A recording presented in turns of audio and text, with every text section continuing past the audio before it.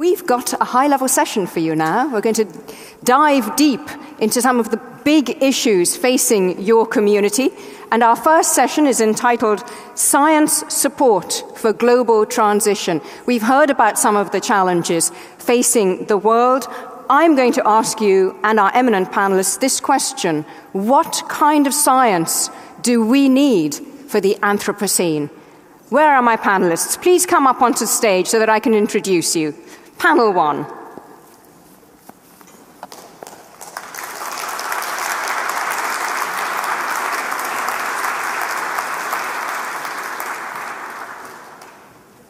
You need to the lectern quickly.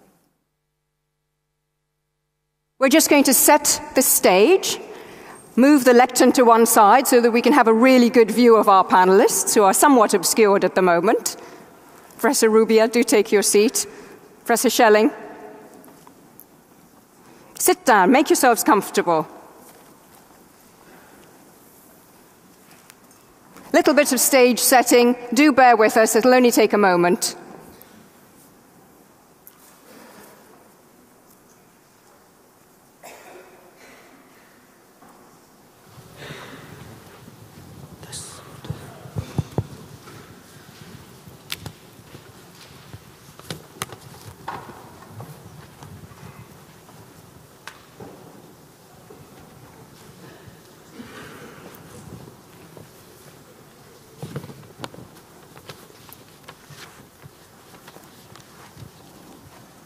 So our first high-level session, Science Support for Global Transitions.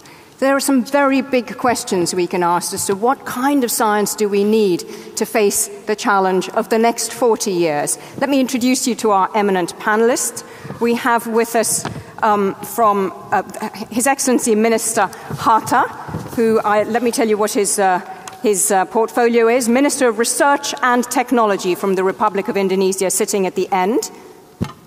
Professor Nina Fedorov, chairperson of the IIAS Board of Directors and last year president, a highly eminent life sciences researcher. Michel Jarraud is Secretary General of the World Meteorological Organization, one of the world's leading climate scientists and meteorologists. We have 3 Nobel laureates, no doubt, to introduce you to. Professor Yuan-Se Lee, Nobel Prize recipient for chemistry and president of IICSU, the International Council for Science. The hugely eminent Professor Carlo Rubbia, Nobel Prize recipient for physics, long associated with CERN, and now scientific director for the Institute for Advanced Sustainability Studies in Potsdam. Welcome.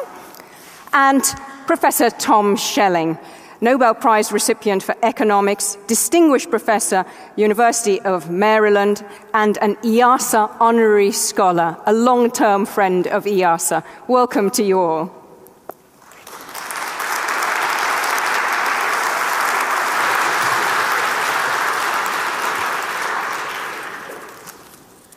So I started off, Your Excellencies, ladies and gentlemen, with this question: what kind of science do we need for the Anthropocene? Does it need to be different, and if so, how? And I'd like to put that question to my panelists, starting with Michel Jarraud. What kind of science do we need for the Anthropocene, Michel? Certainly, we need a different science. And if I go back a little bit, scientists 200-300 years ago used to be multidisciplinary, and then progressively we became more and more specialists of our discipline.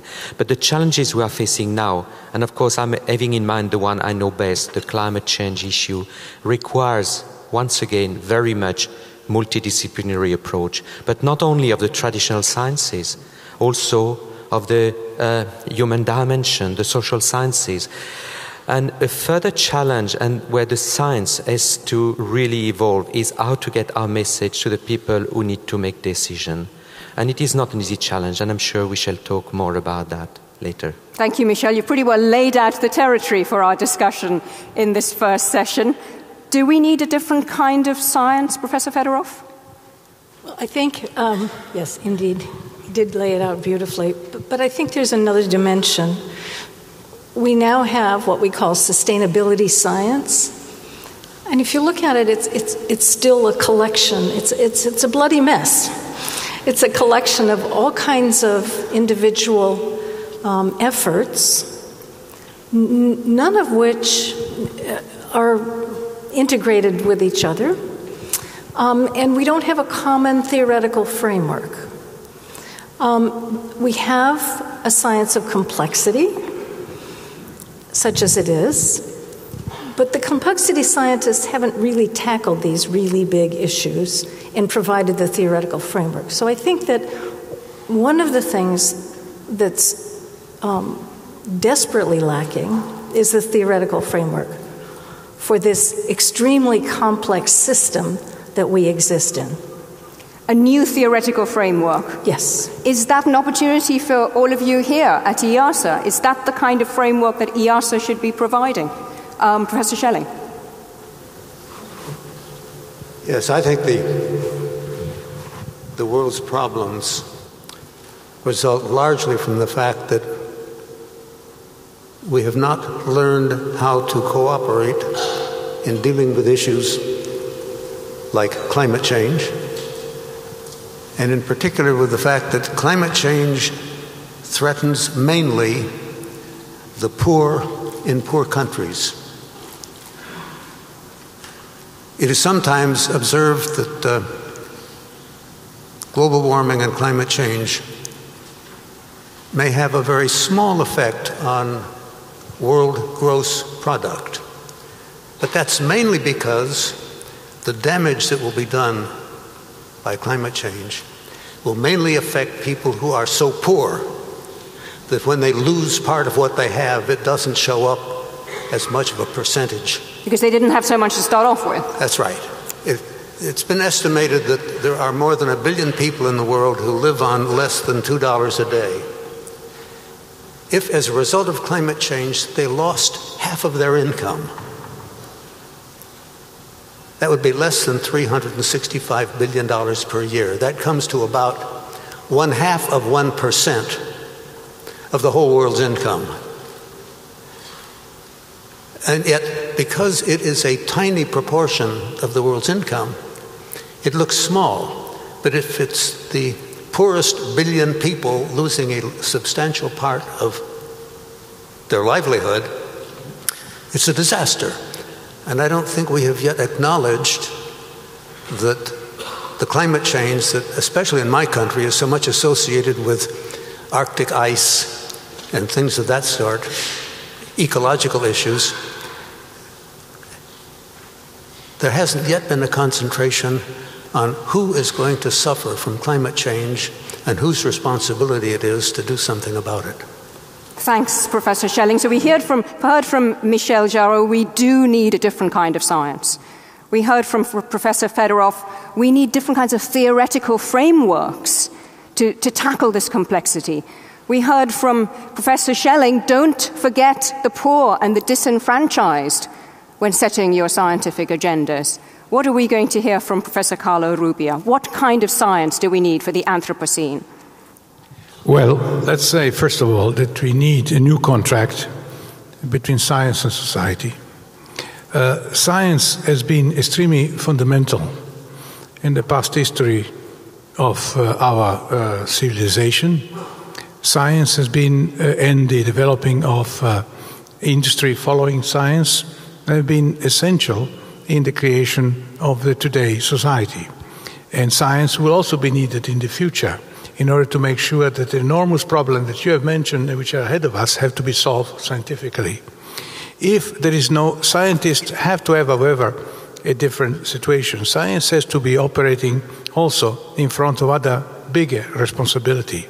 We also have a moral responsibility towards science, towards its own fulfillments. Science now has to take into account also the relationship between moral with environment, with people, and so forth and so on. And so therefore, science has to be fundamentally renewed. And also, in particular, science has to have functions which it no longer had in the past, which has to be kept present for the future in order to guarantee a future which is essentially an acceptable future, because this is something which is not entirely obvious, and only with the knowledge and added knowledge we can improve that situation. And a very ambitious agenda there, you know, a new contract between science and society. How does one make that come about? How do you connect better and get the legitimacy of a new contract, which that implies? Thank you, Professor Rubia. I'm going to ask Professor Lee now to give us his thoughts, because after all, IIASA has been very closely linked with the launch of Future Earth, which is a new kind of science, we hear, which is hugely ambitious and cross-cutting and brings in a lot of these themes. What can we hope to expect from Future Earth, and is that the new science for the Anthropocene? Well, I will follow up from what Tom Shearing just said.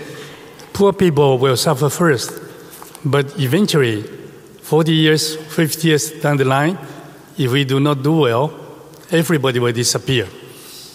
And everybody will disappear. There's an extreme urgency we are facing now, like a meteorite is going to hit us in 40 years. If we can stay away during the next 10 years, we'll survive. Well, that's a very strong statement, Professor Lee. Yes. Can we really say that? I mean, from a scientifically solid point of view, can we really say in 40, 50 years everyone will disappear if we don't act now? There's a possibility that everybody will disappear. And that we have to face it. And it's a global problem. So we have been talking about collaboration, international collaboration, like IIASA. Try to promote international sciences for the benefit of society. But we are facing serious global problem. And the way we are doing is not adequate. It's not only the new science. We have to go into the system like futurists trying to do, but we really need to have a global science. And look at the fact that a common enemy is what we are making ourselves. And in 40 years, it might destroy us. We have to take that urgency into account to look at new science. Okay, so what's going on now is not adequate. That's quite a wake-up call to everyone in the room, and I think pretty much people are agreed on that. There are great areas that are being missed, that are missed out. There are disenfranchised people. The actual science, the frameworks themselves are not ambitious or complex enough. There is a whole new challenge that needs to be addressed. I'd like to call in Minister Hatta at this point. You are a policymaker. You have to deal with the results that scientists put before you. Give us your perspective, especially in terms of the issues that Indonesia faces, sir. Thank you very much. I would like the answer based on Indonesian perspective. You know that Indonesia is in the stage of twofold transition, democratization and decentralization. Indonesia is also rich in biodiversity, both resources and culture. Indonesia emerged from the economic crisis stronger to be a member of G20. Therefore, this transition call over of the paradigm shift in all sector development, including the science, technology, and industry policy. You know that, as we know together, that the wood problem right now is complex, unpredicted, and change. That's why, on the other hand, is since there is no single factor become domain cause, so research science efforts must be in holistic, adaptive, collaborative manner. So it is our way in the future. So let's take that idea of Minister Hatta's then. How do you make science more holistic? I've heard a lot about that word, holistic, in the last 24 hours here at IIASA. How do you make it more holistic and more collaborative and successful at the same time? How do you do that? Who would like to take that question? Professor Fedorov? I'll take that one. Having created an organization that was cross-disciplinary, I think the answer is both simple and difficult. It takes hard work to get people together and collaborating. And it never stops. One has to keep bringing people together. It helps to have a little funding, a little incentive.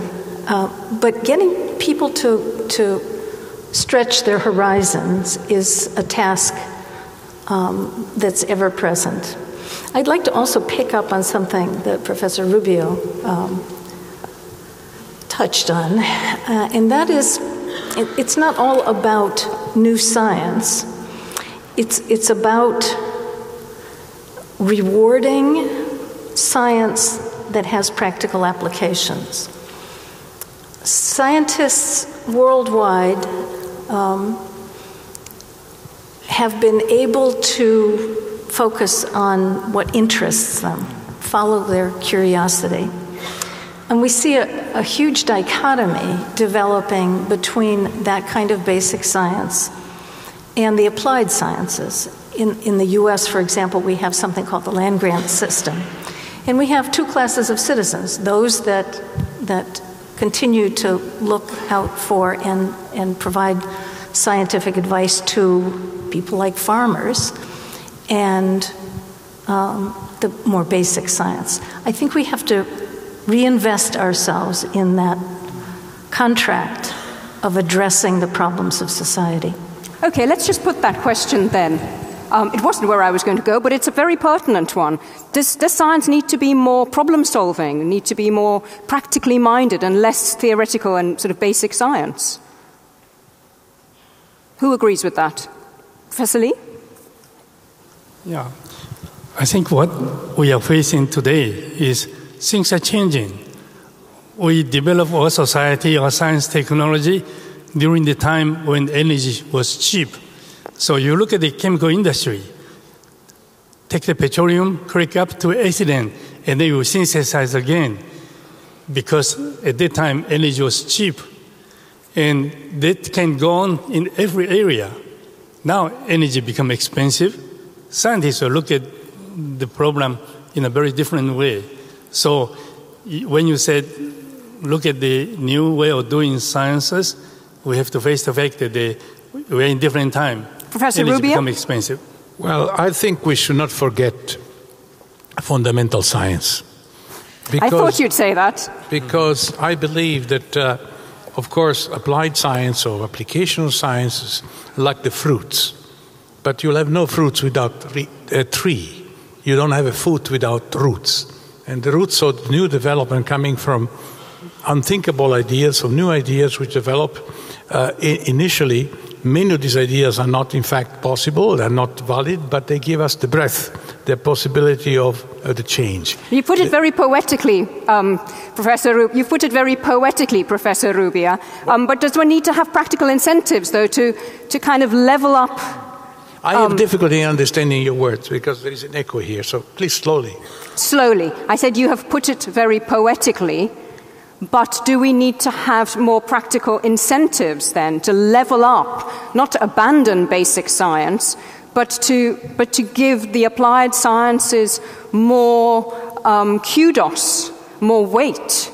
I can see Professor Fedorov is nodding in agreement. What do you think, Michel Jarreau? I will not oppose. Is that okay? I will not oppose the two sides. We need definitely both. But they are working also on different time scale. One of the challenges we have with you referred initially to the Anthropocene, is that man is definitely changing our environment.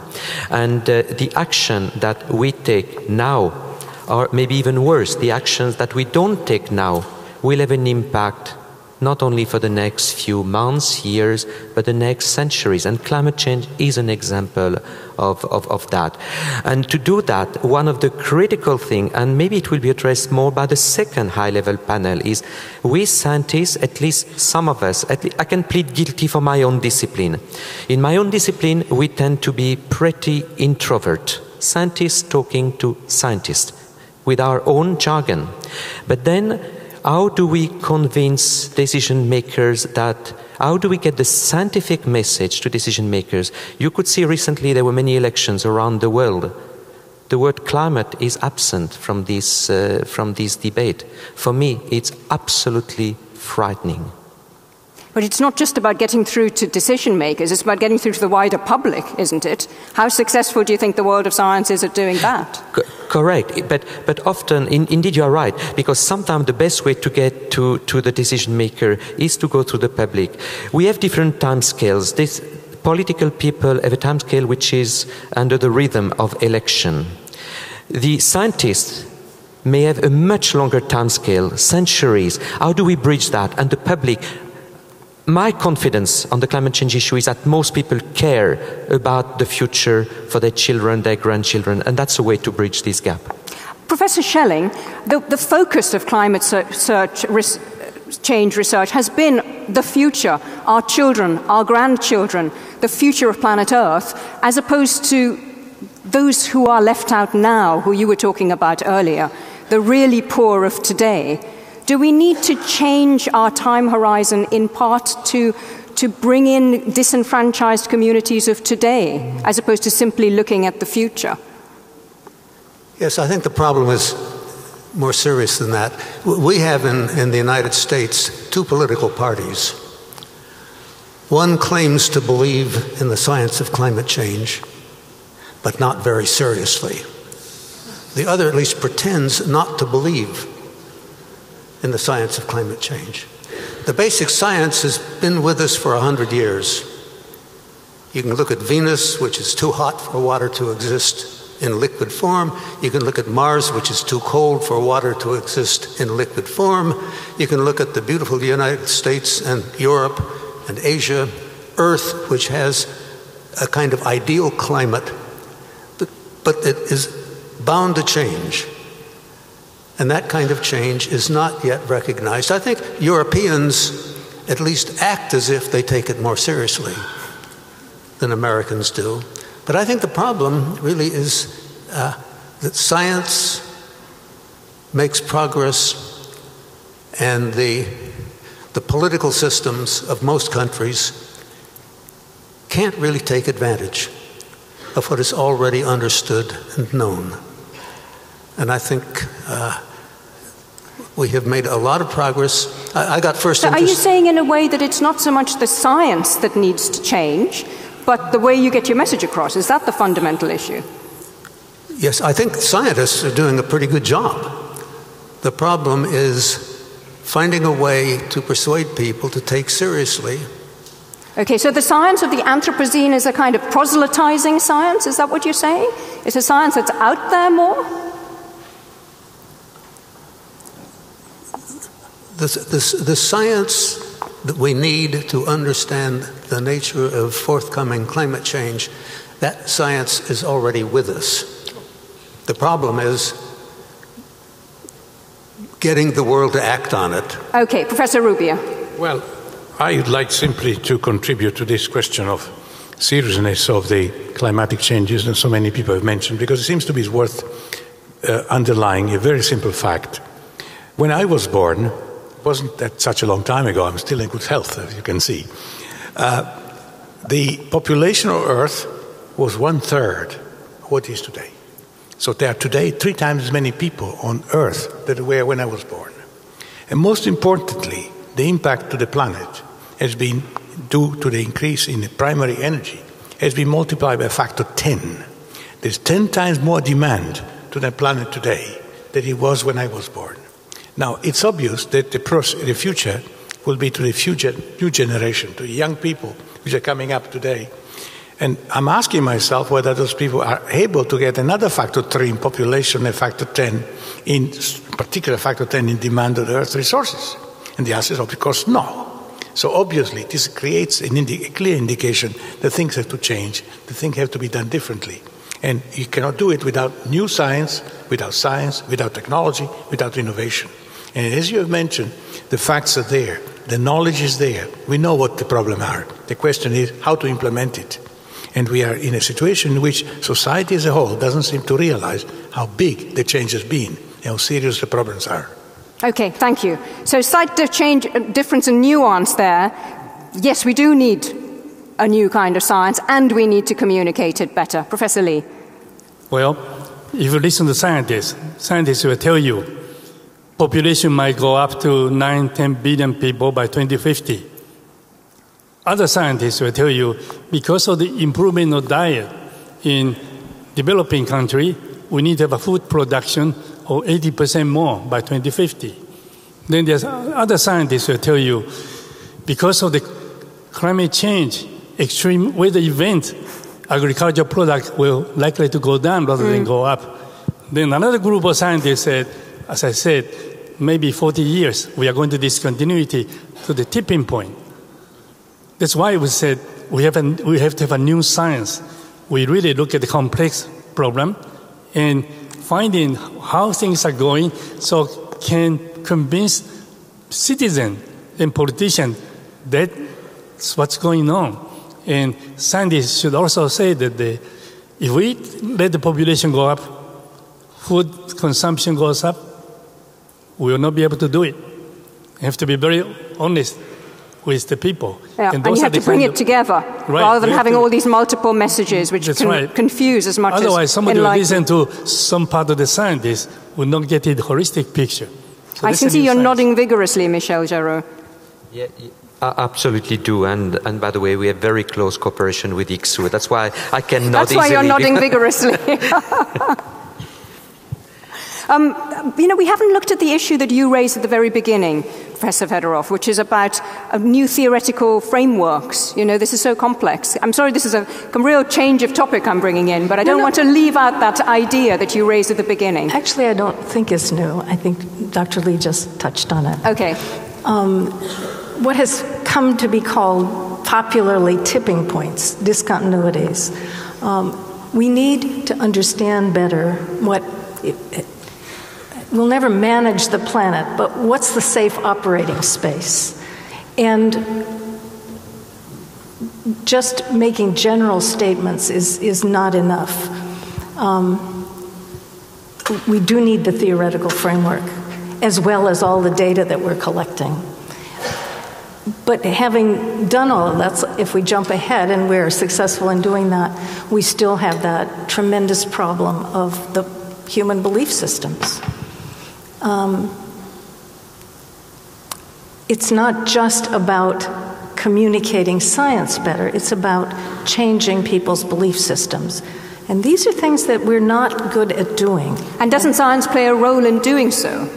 Because I think that's what everybody else over here would say. I think we understand better how the brain works and how belief systems form.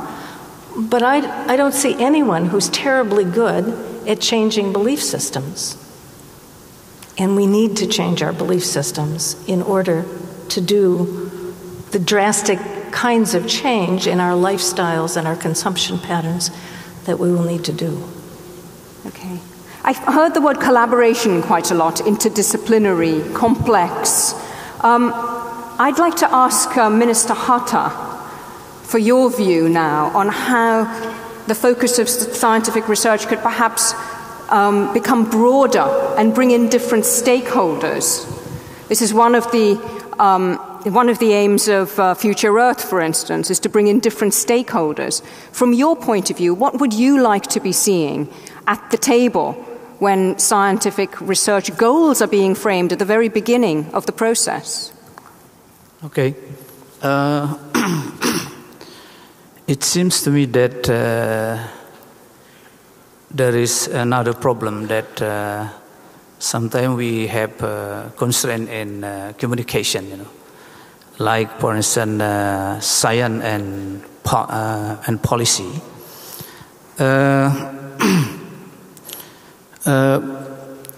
We need to create a space for science and policy to meet and interact. So it is also an opportunity for us to solve the problem. Actually, they have their potential. Actually, they must be support each other. So we have to make the space for them together. So who then, that's an interesting point that Minister Hatta just made, then who then should be framing what the big question you're trying to answer should be? Should it come from basically from the scientists? Should it come from the policymakers? Should it come more from the funders? How do we actually go about doing this kind of collaborative science? Does the power need to shift? Michel Jarreau. Maybe I would like to take that from a certain angle. You were talking about sustainability science earlier. I think the way we need to look at it is through a dialogue between indeed the scientists and the policymakers. We don't have to reinvent the wheel. Countries have agreed on some global challenges, which are the sort of defining challenges for the next future. Global sustainability is a huge challenge. So what do we want to address? If we are involved in bringing practical solutions to these challenges, what are we trying to do? To reduce poverty, to address food security, to bring energy to all, and health, and I could go on and on. These challenges are the sort of structuring challenges. How can we, scientists, contribute to that? And now we are back to the need for cross-cutting issues. And again, please excuse me if I'm always going back to my favorite subject of climate change. This is a good example because there are still many uncertainties, and these uncertainties are often used by the skeptics to take no action. But these uncertainties are of different nature. There are still indeed some scientific uncertainties, but some of the uncertainties are because we don't know about the future of the economy. We don't know what will be the mix of energy uses for the future. We still need to know the demographic and so on. This is where discipline which have virtually in most countries no experience of working together have to come together. And it is a huge challenge. And what are likely to be the biggest difficulties, do you think, of bringing different disciplines together to the same table? I mean, I can see hierarchical issues, for one. But there are also language difficulties. So just to put one word out there that different disciplines see very differently, and that's a model. What does a model mean? So learning, part of the collaborative process and the difficulty of it is simply the barriers between different disciplines. Professor Rubio. Yes, I would like to raise a slightly different question, which is the relationship between science and education.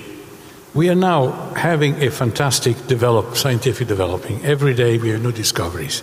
These discoveries are advancing extremely fast. Are we really sure that the society as a whole is capable to follow the rhythm, this movement? There is a situation which is a substantial part of the society which is not able to follow the kind of speed at which science and technology are developing. And we have a new form of illiteracy. People which do not able to follow up the system, they get lost in the system.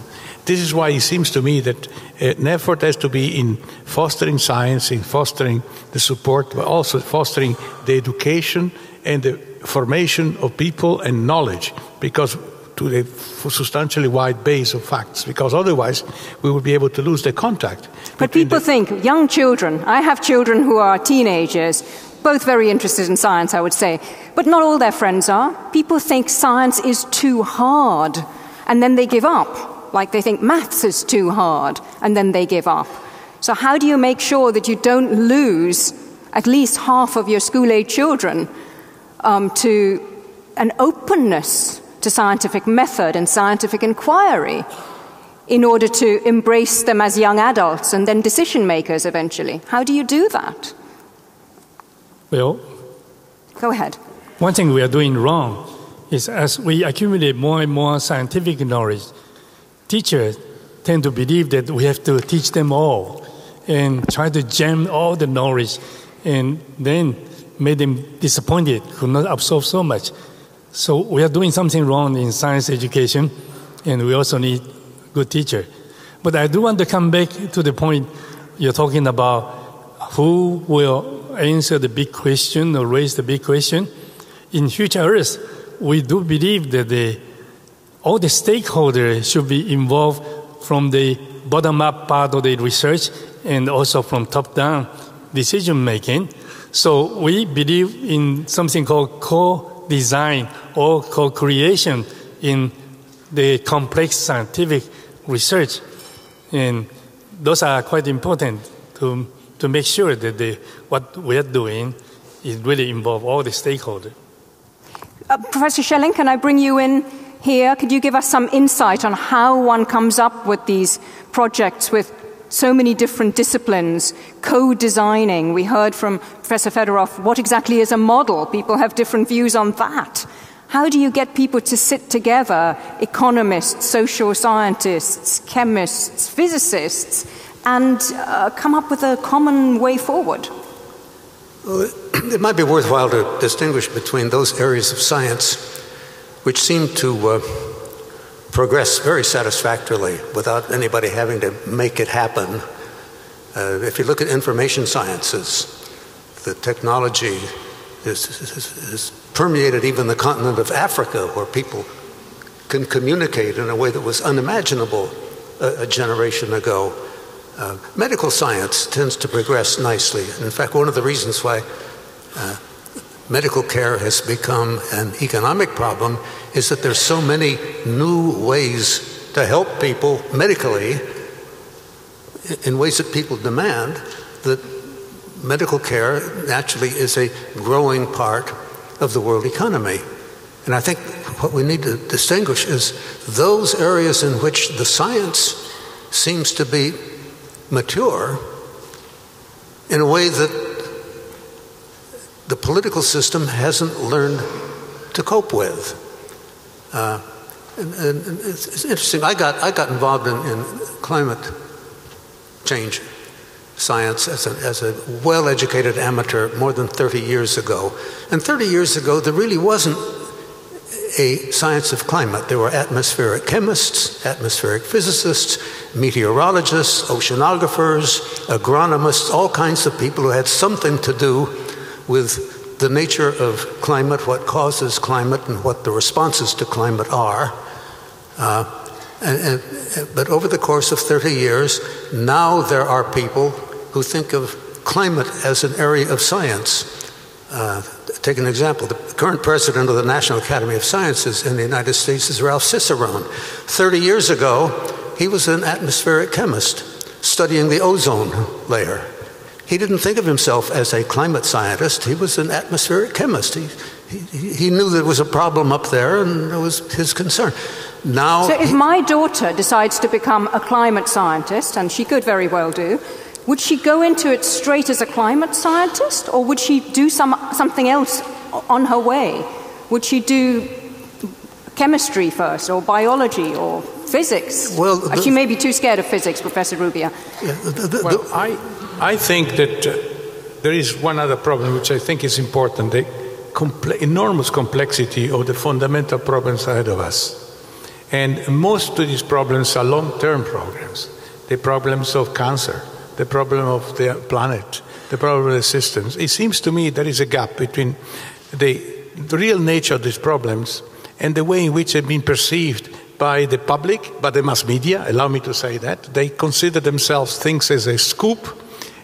Science is not a scoop. It's not something you can present in a week and you can tell the mass media, and then 1 week after you can forget about it. So it seems to me that we should consider much more very important the fact that science has to have a continuity. Continuity which comes from the fact that the problem has to be solved for many, many years, decades, in order to come to a solution. And this takes time. There are difficulties, there are problems. Sometimes you don't have a solution. Sometimes the solution is wrong. You have to prepare to change your mind. These complexities of science as such are very poorly perceived by the public. They're very poor perceived by the politicians. They're very perceived by the general public. And this is something, is a problem that scientists should learn, and we should all learn to change. Thank you.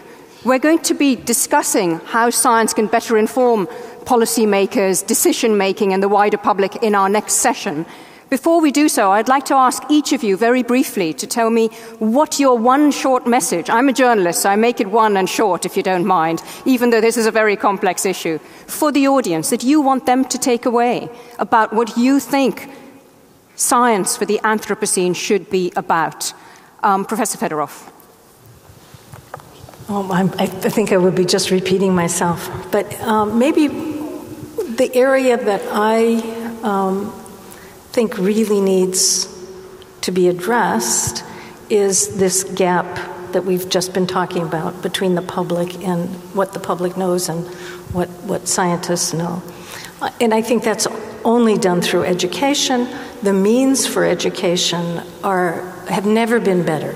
We have computers in classrooms almost everywhere in the world, and creating programs that pull students in so that by the time they're the age of your children, they're not afraid of science. Yes, make it exciting, really, not hard stuff. And it is tremendously exciting, but you have to catch kids early so that they don't come to it late and with fear. Professor Rubio, what's your one message to this audience? I think that one should not forget that science is made out of surprises. Surprises, things we don't know. We think that the real mechanism, the catalyzer of science is curiosity. Is that discovering something different, discovering something we don't know anything about, which makes a real change. So therefore we should realize that it cannot be planned and it cannot be made out of deliverables. There are no deliverables in science. Thank you. Dr. Lee, Professor Lee. Well, I would say that not the interdisciplinary collaboration which caused the problem.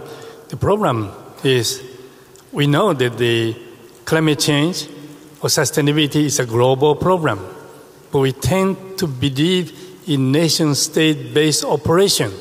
And not at IIASA, they don't. IIASA is facing some difficulty getting enough fund.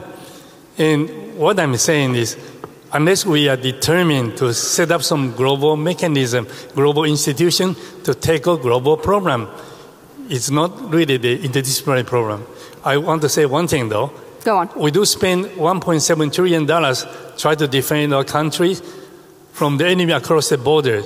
But our enemy is what we are making ourselves. So only 10% of defense budget were to put in the climate sciences. That would be $170 billion. And IIASA will really do a good job. That's a very ambitious target. You try and steal from those defense budgets. Thank you very much, Professor Lee. Professor Schelling, you started off saying that we mustn't forget the poor. What is your final thought for our audience about science for the Anthropocene? Yeah, my final thought is that science is doing fine. It's the politics that is incapable of taking advantage of what science is discovering all the time. Very, very pithily put. Thank you. Minister Hatta, how do we build bridges to the future? Thank you. To me, there is no other way. All stakeholders must work together in order to save our earth, our people, and our environment. Thank you. Thank you very much. Michel Jarraud, you got us going.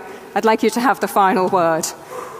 So I don't want to repeat myself, so I will raise a point that we have not raised. Science has contributed to change our lives. Science can be part of the problem, but it's definitely going to be part of the solution. But to do that, if my friends from UNESCO were around, they would say, we need to attract more young people to science. It is an increasing challenge in some, maybe not all, in some scientific disciplines. So in order to get proper scientific support to this decision-making, we need scientists, and therefore we need to attract. So congratulations for your own children for bringing them to science. Thank you very much. Thank you to our eminent panelists, Professor Schelling, Professor Rubia, Professor Lee, Michel Jarraud, Professor Fedorov, and Minister Hatta. Thank you for getting us going in answering this really very difficult question about what does the science for the Anthropocene look like.